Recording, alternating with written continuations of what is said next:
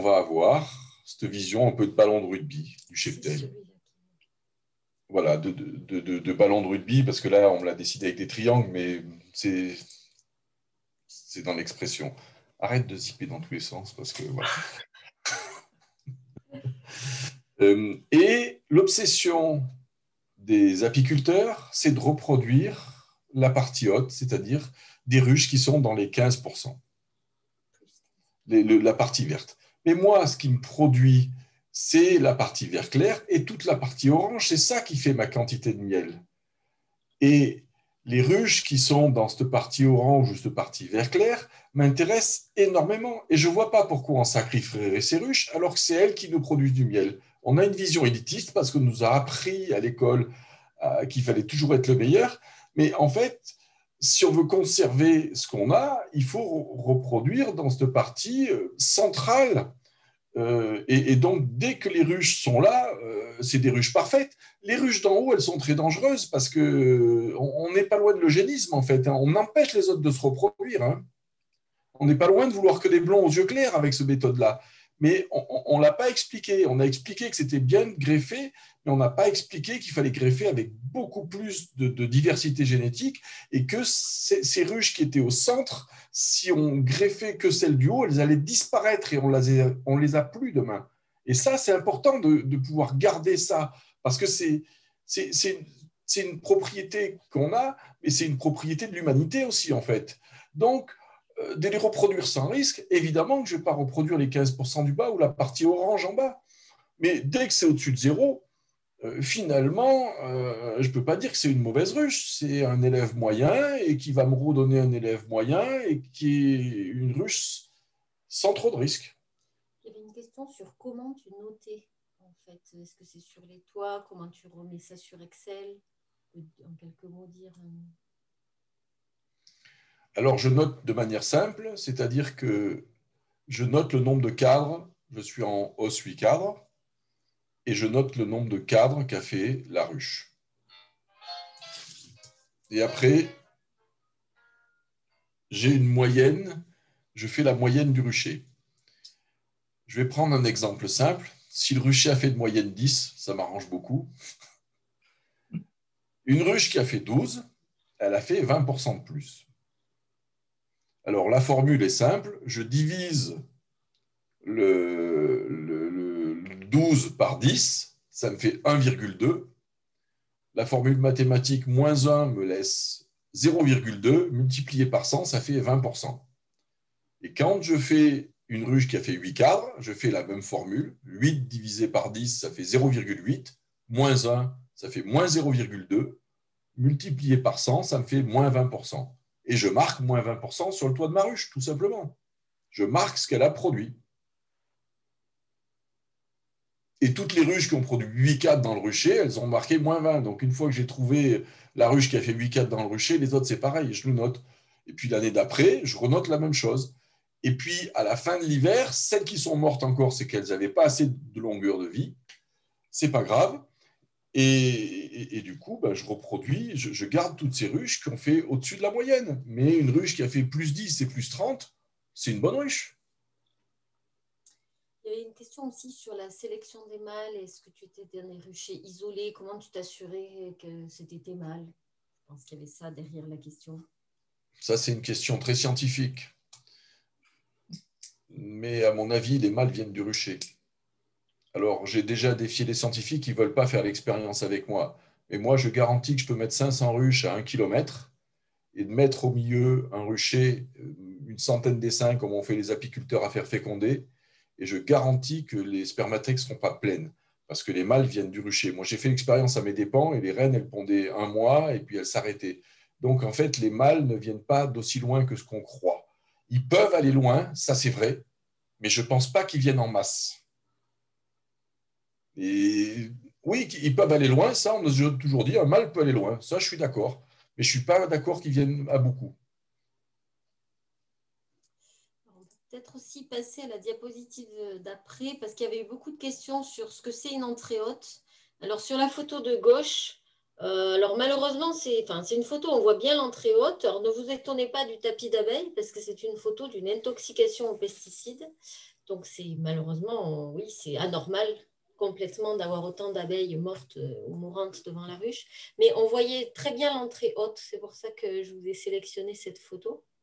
Et sur la photo de droite, là, ce sont des ruchettes. Et c'est intéressant parce que c'est pris avec une caméra infrarouge qui permet de voir les déperditions de chaleur ou pas. Vas-y, explique. Oui, il y a longtemps que j'ai acheté. Alors, il y a des petites options, ça vaut pas cher sur l'iPhone ou sur la tablette. Une petite caméra thermique qu'on met. Et puis, on regarde ces ruches l'hiver. C'est très intéressant. C'est des options qui coûtent pas très cher. Et vous achetez une petite caméra thermique. Souvent, c'est Flyer, je crois, que j'ai acheté. Et oui, c'est marqué d'ailleurs sur la photo. C'est la marque des caméras, mais qu'on peut fixer ou sur les téléphones ou sur les tablettes. Et puis au moins, vous allez regarder, vous avez les pertes. Et vous allez être très surpris. Et la quantité de chaleur qu'elles perdent. Alors après, il y avait des questions plus générales sur la race d'abeilles que tu utilises et ensuite sur les transhumances, la disposition de ressources. Alors, j'ai pas une vision de race pure comme beaucoup. Pour moi, c'est la sélection, c'est le temps qui a sélectionné. Et après, c'est devenu des races pures, mais race pure, c'est un mélange et qui s'est adapté. C'est la bonne sélection du bon milieu. Donc, comme les milieux changent, on n'a plus de dinosaures, mais on est des abeilles maintenant. Enfin, ça va s'adapter tout ça. Donc, moi, que les copains aient des races plus vives à côté, ou etc., finalement, s'il me féconde quelques ruches, c'est pas très grave. Ce qui doit sortir, doit sortir. Mais ce que je sélectionne, c'est ce que je sélectionne. Et souvent, les vaches qu'on a sélectionnées, c'est des vaches qui étaient douces aussi. On n'a pas sélectionné des taureaux de combat pour faire du lait. Donc, il y a une adaptation à l'homme. On sélectionne aussi, bien sûr, ce qui nous correspond. Mais il faut réfléchir à ce qui nous correspond et sur le long terme. À l'époque, moi, quand je suis rentré dans l'apiculture, j'ai failli rentrer dans la tomate. Et j'ai pas voulu rentrer, c'était un bon salaire, mais il fallait faire pousser de la tomate dans la laine de verre. Je me suis dit, c'est pas possible, je peux pas la manger. Et je pense que c'est des vraies questions, parce que petit à petit, on dérive sans s'en apercevoir en faisant une bonne méthode, mais l'insémination, c'est pas mauvais, mais on peut pas le faire de partout. Et pour moi, le greffage, c'est ce niveau-là. C'est-à-dire qu'on est dans l'insémination, on est capable de cloner, voilà. Et quand vous clonez la première année, ça va très bien marcher, mais comme aujourd'hui, en fait, on a perdu de la diversité, ça va compliquer au niveau virus et au niveau, voilà, on en a déjà, on a le Covid, mais là, pour les abeilles, ça risque d'être pareil.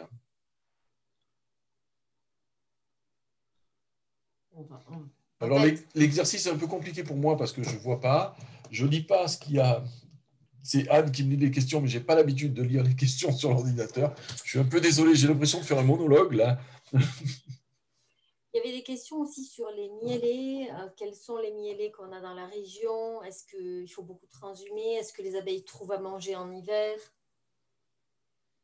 Ben, nous, on a une mielée principale qui est la mielée de lavande. L'apiculture provençale a été très technique parce qu'elle était très complexe. Donc, c'est pour ça qu'ils ont appris à déplacer les ruches. Parce qu'effectivement, on n'a pas une histoire d'apiculture très fixe. Même avec les ânes, ils montaient les ruches aux lavandes. Donc, de toute manière, la tradition provençale a été une apiculture de transhumance. Donc, je m'inscris là-dedans. Je n'ai pas le choix de toute manière. Maintenant, je ferai de l'apiculture en Isère ou dans d'autres coins. On peut avoir des ruchers en fixe. Ici, ce n'est pas possible. Et quand on parle de transhumance, vous partez sur des distances importantes ou ça reste quand même raisonnable? Vous ne montez pas dans le Jura et tout ça, je suppose? Pas loin. Ah, pas loin, ok. Sur Acacia ou un truc comme ça? Non, mais oui, bien sûr que je monte à Cassia. Puis en fait, moi, mes parents habitent à Valence, donc déjà, je suis déjà pas loin de Lyon et donc je suis né là-bas. Donc, c'est 150 km au-dessus de mon exploitation. Donc là, je monte facilement et je monte à Lyon. On va dire que je reste beaucoup dans le triangle Lyon-Grenoble-Valence. Mmh. Voilà. Mais je peux monter beaucoup plus haut, oui. Mais exceptionnellement, c'est voilà. Mais j'ai pratiqué une apiculture transhumante de toute manière.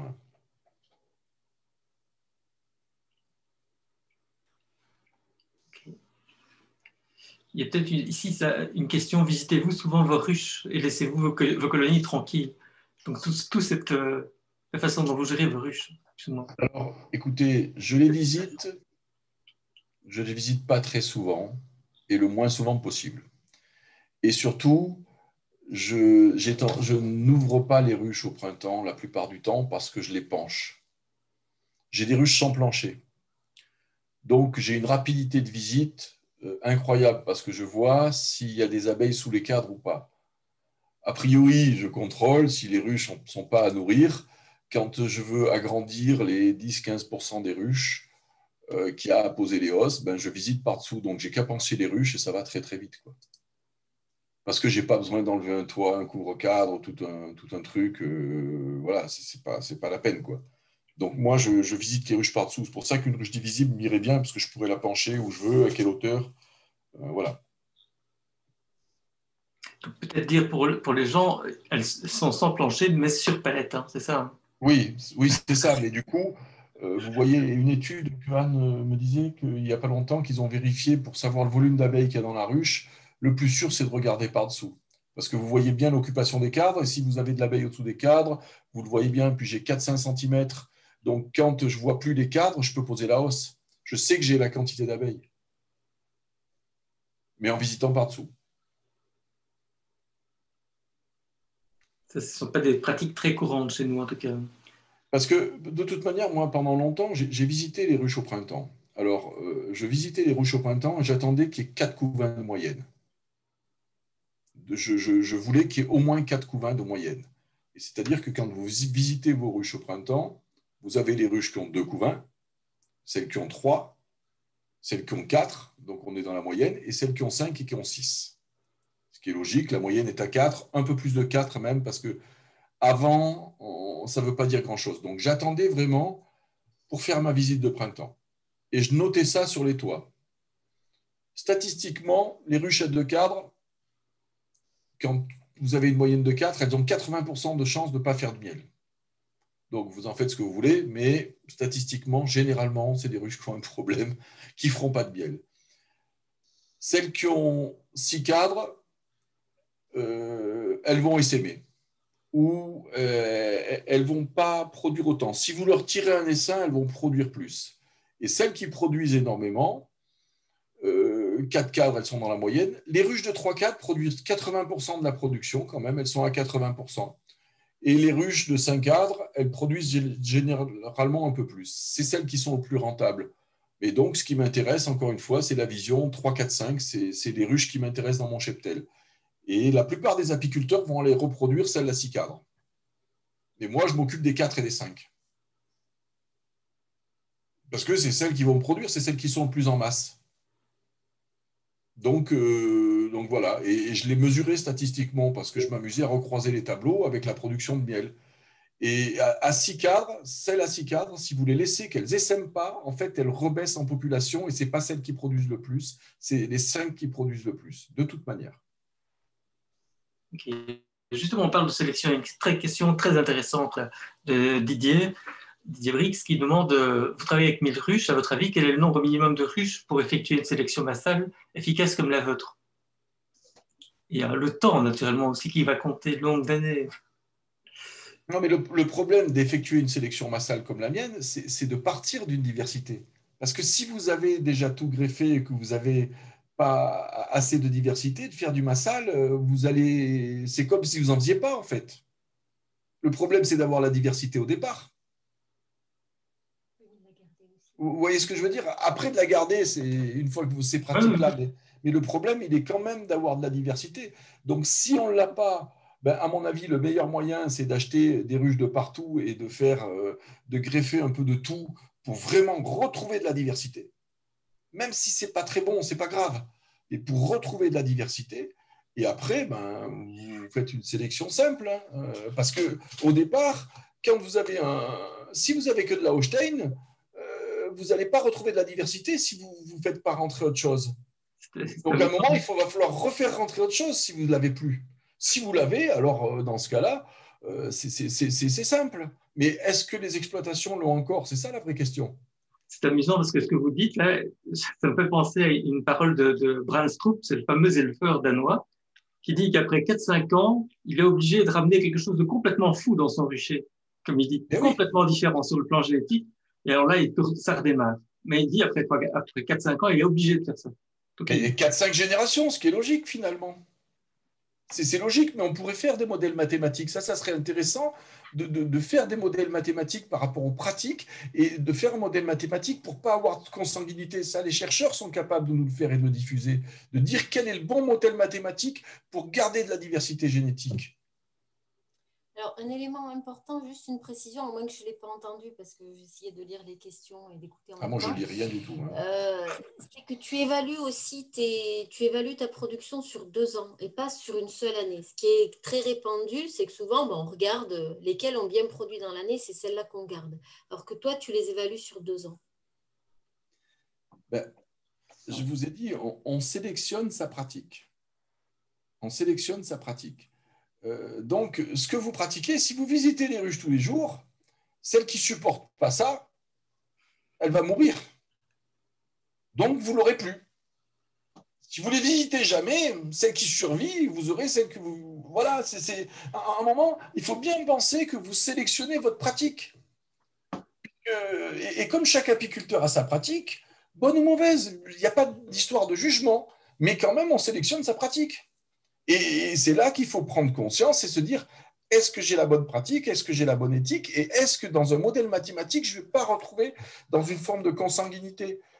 Parce que, pour citer Brandstrup, mais effectivement, si vous achetez un géniteur de Brandstrup toutes les années, ben voilà, ou même 2 ou 3, mais vous êtes plus libre. Moi, je crois que je ne greffe pas trop parce que je veux être libre et pas dépendant de Pierre, Paul ou Jacques et de grands sélectionneurs qui ne produisent pas de miel. Et moi, tous les grands apiculteurs qui produisent du miel ne vendent rien comme sélection génétique. Pourquoi nous, on ne la vend pas? Et pourquoi les gens qui reproduisent ne vont pas chercher la génétique chez les producteurs de miel? Alors, s'il y avait un gros apiculteur qui soit adossé à un gros producteur d'essaims, super, ça m'intéresserait. Là, il sait bien faire des rennes. Il sait bien faire des rennes et il sait faire un truc qui, en F1, va bien marcher. Mais ça, on le sait. Sur le blé, surtout, ça a toujours bien marché. Ça marchera toujours. Le croisement génétique. Mais ce n'est pas stable. Et vous n'êtes pas libre.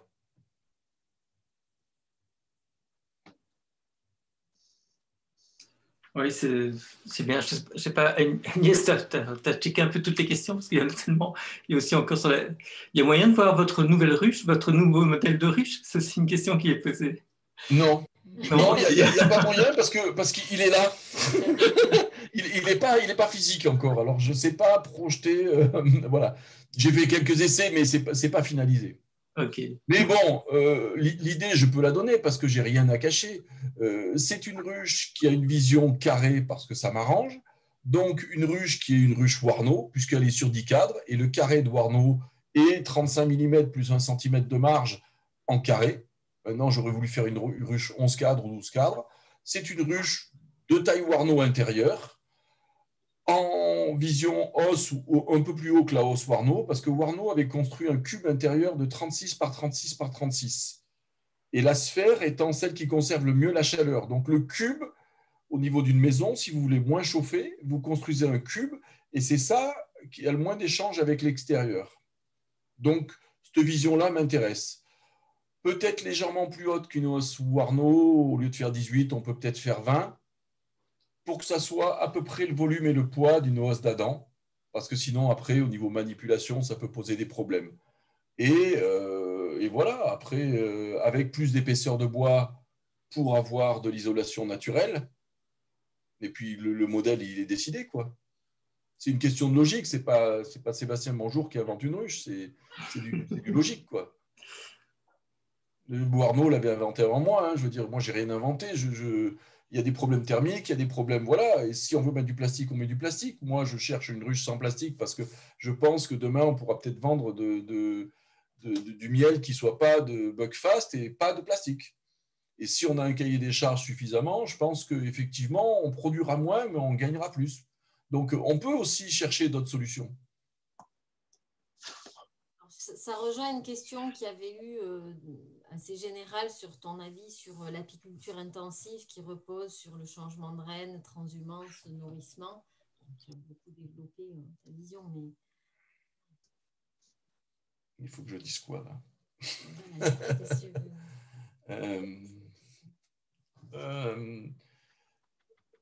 oui, de toute manière, on a été condamné par le modèle agricole général des années 50. On était sur des quantités, peu importe, parce qu'on voulait baisser les prix. Et moi, je dis que la chance du Covid, la chance de la prise de conscience des gens dans l'agriculture, parce que je suis agriculteur avant d'être apiculteur, peut-être aussi, c'est ça. C'est-à-dire que ça y est, les gens ont pris conscience et sont prêts à payer de bons produits. Mais il faut qu'on ait des cahiers des charges adaptés et puis qu'on produise un meilleur produit que le miel chinois, avec des cahiers des charges éthiques, voilà. Donc pour moi, c'est la prise de conscience aujourd'hui, c'est une chance. C'est une chance, mais il faut qu'on ait des pratiques adaptées parce que de vivre du litre de lait, c'est pas c'est pas des visions saines parce que d'abord, ça coûte énormément en vétérinaire, ça coûte. Moi, j'ai pas envie d'une abeille qui, il y a un coup de vent, elle meurt de faim, quoi. C'est pas je trouve que l'abeille doit être capable de se débrouiller seule, quand même. Et voilà. Je veux une abeille qui soit suffisamment rustique. Et dans les essais que l'ITSAP a fait, ils ont fait 2 essais avec 2 génétiques. Ils ont appelé ce programme Durapi. Alors, je ne sais pas si on le trouve sur peut-être le truc de l'ITSAP. Oui, il y a des... Vous pouvez retrouver cette étude-là. Donc, l'objectif, c'était de comparer 2 systèmes. Alors, je me permets du coup de prendre la parole parce que je participais à cette étude sur la partie santé. Et on voulait voir l'effet du renouvellement systématique annuel des reines ou au contraire d'un remérage naturel. Donc ça, c'était les 2 types de pratiques qui étaient comparées. Et ces pratiques-là étaient comparées sur une génétique d'origine plutôt extensive et sur une génétique d'origine très sélectionnée, un peu intensive. Et donc, c'est très intéressant parce que le cheptel le plus difficile, en fait, la pratique adaptée à la génétique, dans les 2 cas, se comportait bien.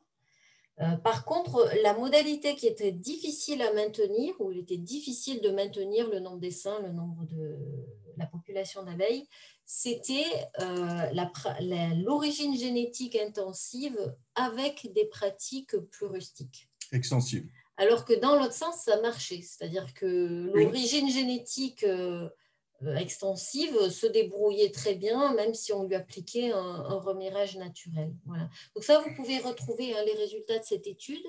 On est en train de regarder aussi au niveau physiologie, notamment physiologie des reines, ce que ça a changé, et état sanitaire aussi des reines. Donc ça c'est à venir.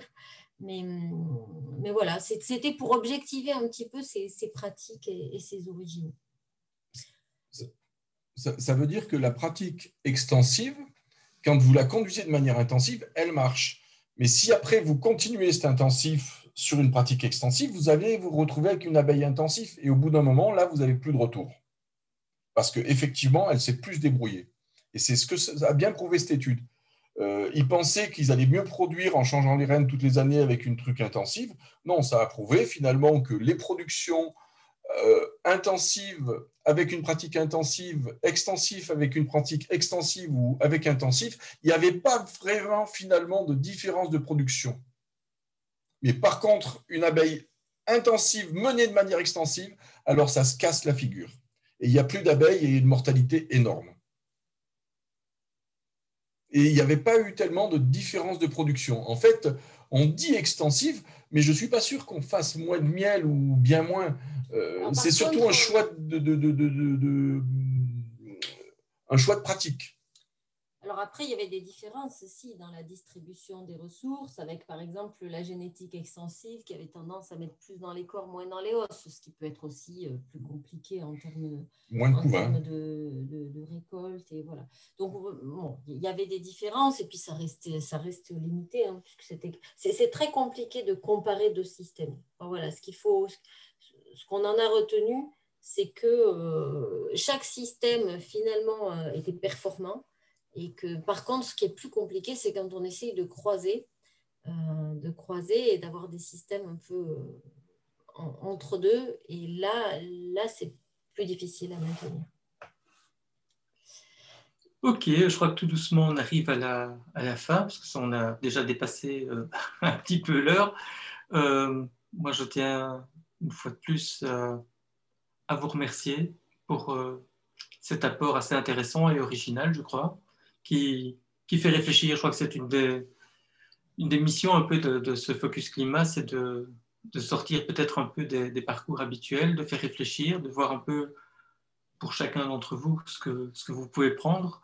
Et voilà, donc c'est un peu un tout grand merci pour ce partage qui est quand même extrêmement intéressant et qui vient, je veux dire, de quelqu'un qui n'est pas un petit apiculteur dans un coin. Et vous avez quand même un fameux bagage apicole derrière vous et c'est vrai que ça fait réfléchir. Je peux rajouter peut-être Oui. quelque chose, c'est que quand on me pose la question, on m'a posé encore la question, on a fait une réunion d'apiculteurs mardi, là, c'est que moi, quand je sélectionne, on a eu des mauvaises années, ces dernières années, là, sec, 2016, 2017 et 2019. Mais quand j'ai sélectionné les rennes qui étaient nées en 2014 et qui avaient fait 2015-2016, elles avaient fait une mauvaise année. Quand j'ai sélectionné les rennes qui étaient nées en 2015, elles avaient fait 2016-2017, elles avaient fait 2 mauvaises années. Quand j'ai sélectionné en 2018, elles avaient fait 2017 et 2018, mais elles avaient fait une mauvaise année. Donc, ces dernières années, je sélectionne toujours des rennes qui ont fait au moins une mauvaise année. Et en fait, ça y est, on s'adapte au climat aussi. Parce que comme c'est une année bonne, une année mauvaise, quand votre ruche est au-dessus de la moyenne 2 années, c'est qu'elle arrive à s'adapter aux difficultés. Et quand on sélectionne sur une année, c'est beaucoup plus compliqué en fait. Mais non, c'est vrai. Ça, c'est vraiment quelque chose de fondamental. Pouvoir jouer sur au moins 2 années, c'est vraiment fondamental. Je pense, oui. Oui, là, il y a quand même des messages extrêmement importants, je crois, qui rentreront dans la tête de beaucoup de gens ce soir. Ok, en tout cas, un tout grand merci. Peut-être comme information. Il a disparu. Étienne disparaît très souvent ces derniers temps. Il a un problème de connexion assez fréquent. Donc, ce qu'il voulait vous dire, c'est qu'on a rendez-vous dans 2 semaines. Donc, je suppose que c'est ce qu'il voulait vous dire. Le 25, précisément. J'ai pris la suite, Étienne. Tu peux reprendre. Je te disais qu'on avait rendez-vous le 25. C'est notre dernière séance de Focus Climat. Et c'est moi qui m'en charge. Donc, voilà. Tu voulais rajouter ? Le 19, la soirée Frelon. Ah oui, tout à fait. Le vendredi. Et surtout le fait que aujourd'hui, on a la nouvelle adresse, l'ancienne adresse qui avait été donnée n'est pas correcte. Donc maintenant, on va passer sur un webinar, ce ne sera pas les mêmes Zoom. Donc on passera sous formule webinar et là, il y a 500 personnes qui peuvent assister et il n'y aura pas de mot de passe.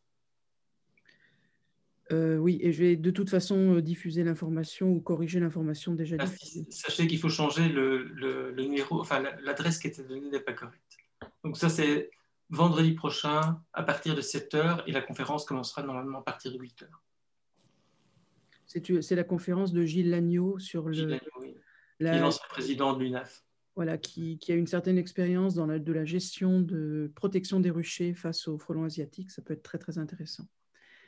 Voilà, plein de rendez-vous, donc, encore, avant le lancer de la saison apicole 2021. Merci beaucoup. Je ne sais pas si... c'est pas moi qui dois avoir le mot de la fin. Hein, On va laisser le mot de la fin à nos conférenciers. À votre conférencier. Pas facile. En tout cas, ce qui m'intéressait quand vous m'avez invité, après ça a été plus compliqué, mais c'était de pouvoir partager après la conférence où je trouve que c'est toujours les meilleurs moments. Là, je suis désolé, c'est un peu frustrant parce que j'aurais aimé discuter. Je vous avoue que je ne sais pas lire les questions et tout ça, à charge de revanche et en espérant qu'on puisse quand même se voir physiquement parce que c'est quand même d'autres échanges. parce que voilà, mon exploitation reste ouverte, est ouverte si vous voulez organiser ou par petits groupes ou etc. Pas une à une personne, mais volontiers je consacre du temps à ça et à vous montrer tout ce que je ne peux pas vous montrer là, toutes les astuces, etc. Parce qu'il n'y a pas que ça, il y a beaucoup d'astuces et de méthodes de notation, mais c'est difficile d'exposer là. Voilà, volontiers, ça reste ouvert. Ok. Ça reste ouvert, si c'est organisé, il n'y a pas de problème.